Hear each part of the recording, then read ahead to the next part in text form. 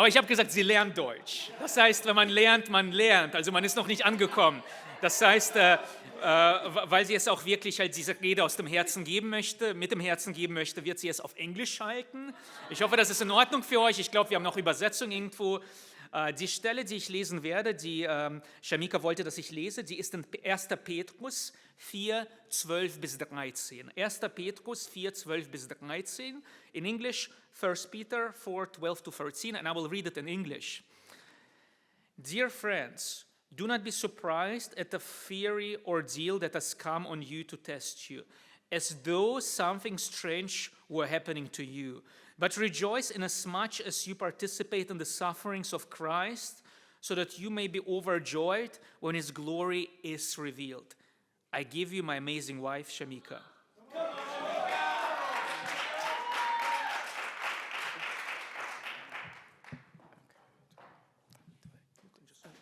Yeah, okay. Wow, I don't even know where to start, but thanks, Joel, for the opportunity, and also God.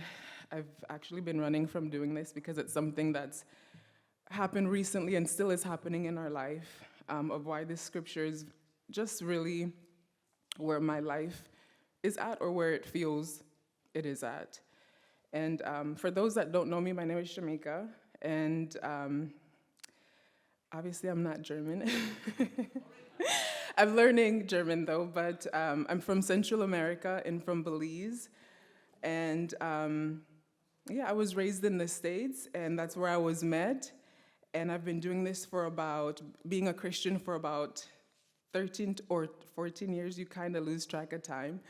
But I'm just continue to learn, and I love learning with God and just all that he's been teaching me. And something that I'm learning right now, what the cross means to me is God gets the glory through my trials. And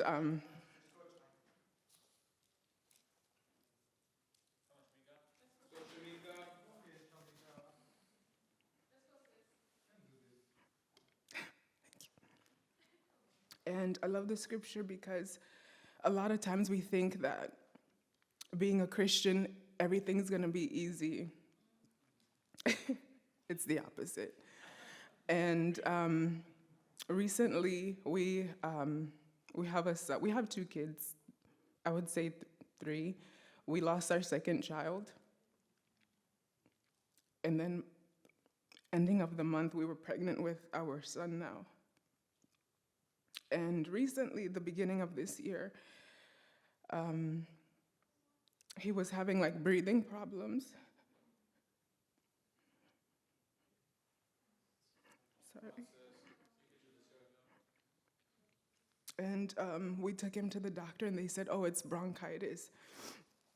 And so we went back, and we had our day pretty much planned out. But the next thing you know, I hear doctors coming in and out, and then the ambulance comes. And they said they can't let us leave because it's something wrong with his heart, or oxygen was really low. And so here we are. And then I go in the ambulance and just wondering what's going on because no one knows anything. And I'm just looking at my son, and I'm like, I don't know what to do. I don't know what to say. But all I can think about is this how Abraham felt when he had to sacrifice Isaac? Because then I came to the realization that my son isn't mine. And if this was how we were gonna lose him, I had to be okay with that because I would say I trust God. But then fast forward, they were like, he's gonna need surgery or he wouldn't have a long life. And so then he just had surgery. He's pretty much recovering, which is great.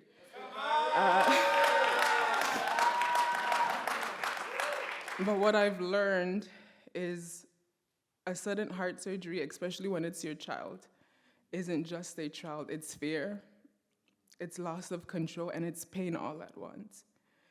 And because it's my child, it hits differently, this scripture.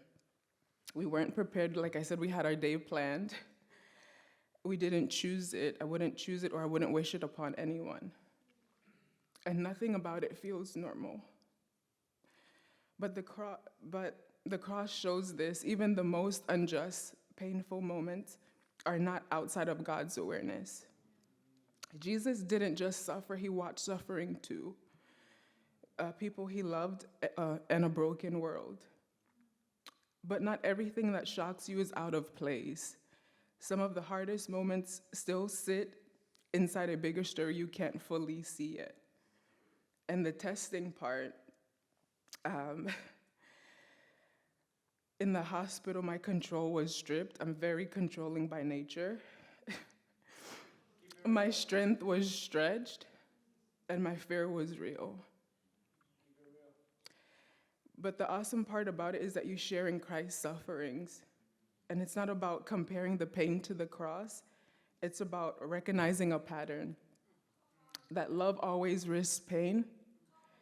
At the cross, love looked like vulnerability, sacrifice, and not walking away. And as a parent, I lived a version of that. Staying when it hurt, carrying the fear I couldn't fix, and choosing love when it cost me emotionally. And what I learned from that is real love isn't safe.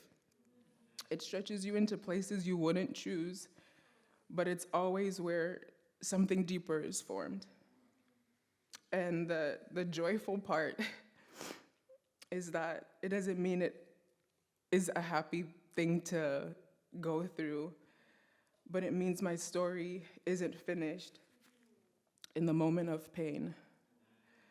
And the cross looked like the worst possible outcome until it wasn't. In our situation, glory can look like my son being here, breathing, recovering, a deeper awareness of what actually matters, and a faith that went to the next level. And if you only look at the pain, you'll miss what's being built through it.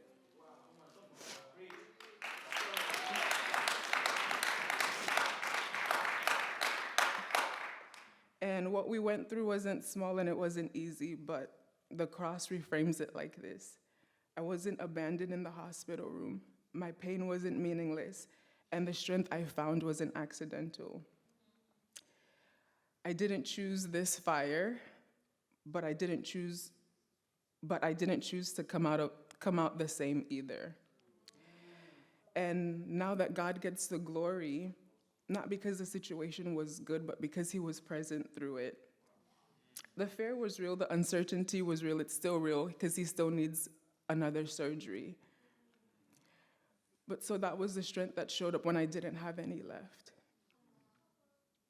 And Jesus Christ in his worst moment still revealed who God was. And same here, God's glory wasn't in the pain, it was sustaining me through it. And my fear was, what if I lose him? But love said, stay, trust, and hold on to God. And this reflects God's character because he didn't run from fragile moments. He stayed present in them. And the challenge for the woman, don't only trust God when life feels controlled. Real faith is revealed when you don't have the answers. You can't fix it, and you still choose to stand.